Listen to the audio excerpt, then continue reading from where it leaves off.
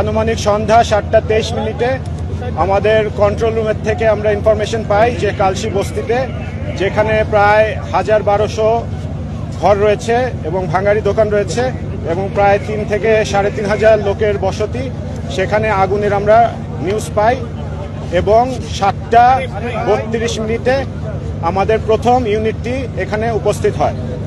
পরবর্তীতে আগুনের ভয়াবহতা দেখে আরও 14টি অর্থাৎ টোটাল 15টি ইউনিট এবং প্রায় 123 জন ফায়ার ফাইটার এবং স্থানীয় জনগণ, ভলেন্টিয়ার, পুলিশ, র্যাব, সেনাবাহিনীর সহায়তায় আমরা 9:35 আগুন নিয়ন্ত্রণে আনতে সক্ষম হই। আগুন সম্পূর্ণ নির্বাপন করতে আরও কিছু সময় লাগবে, কারণ আপনারা দেখতেই পাচ্ছেন যে ভিতরে ছোট ছোট আগুন দেখা যাচ্ছে এবং যেহেতু রাস্তাগুলি খুব ন্যারো ছিল এবং ঘরবাড়ি ভেঙে যাওয়ার কারণে রাস্তাগুলি বন্ধ হয়ে গেছে, তো সেই আগুনের সূত্রগুলিতে পৌঁছাতে আমাদের একটু সময় লাগছে। বাট আমরা কিছুক্ষণের মধ্যেই হয়তোবা আগুন সম্পূর্ণ নির্বাপন দিতে পারবো।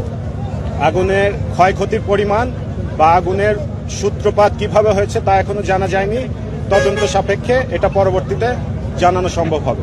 কয়টার সময় আগুনটা নিয়ন্ত্রণে এসেছে বললেন? 9:35। প্রায় 2 ঘন্টা পরে আগুন নিয়ন্ত্রণে আসলে বেগ পেতে হলো কেন? বেগ পেতে হলো যে বুঝতে পারছেন এটা স্লাম এরিয়া এবং এখানে রাস্তাগুলি খুব ন্যারো। ভিতরের দিকে আগুনের যেখানে আগুন জ্বলছে সেই জায়গায় যাওয়া যাচ্ছিল না বা পানি পৌঁছানো যাচ্ছিল না। আরেকটা সমস্যা হচ্ছে আশেপাশে আপনারা জানেন যে পানির কোনো উৎস নেই, যার কারণে আমাদের 15টা গাড়ি আনতে হয়েছে, বিশেষ পানিবাহিত গাড়ি, এবং সেই গাড়ি দিয়ে ক্রমান্বয়ে আগুনটা নিভাতে হয়েছে। এটা তো তদন্ত না করে বলা যাবে না। এত ধোয়া কারণে এখানে ভাঙাড়ি দোকান, কাগজপত্রের দোকান, অন্যান্য প্লাস্টিকের জিনিসপত্রের দোকান, এর জন্য ধোয়া বেশি হচ্ছে। আগুনের উৎস তদন্ত না করে বলা যাচ্ছে। ঈদ লাগছে মনে, খুশির জোয়ার সবখানে, আর ঈদ লাগছে মনে, ঠিক আসবে মানে সবখানে।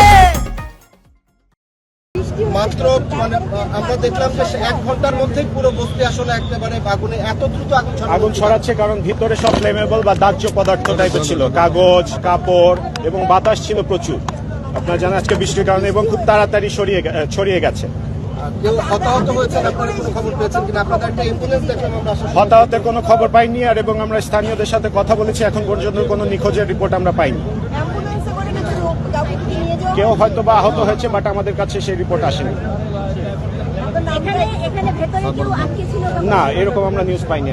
স্থানীয় লোকজনের সাথে আমাদের কন্টিনিউয়াস কথা হচ্ছে, আমরা খোঁজও নিচ্ছি, বাট তারা এখন পর্যন্ত আমাদের কাছে কোনো নিখোঁজ ব্যক্তির ইনফরমেশন দেয়।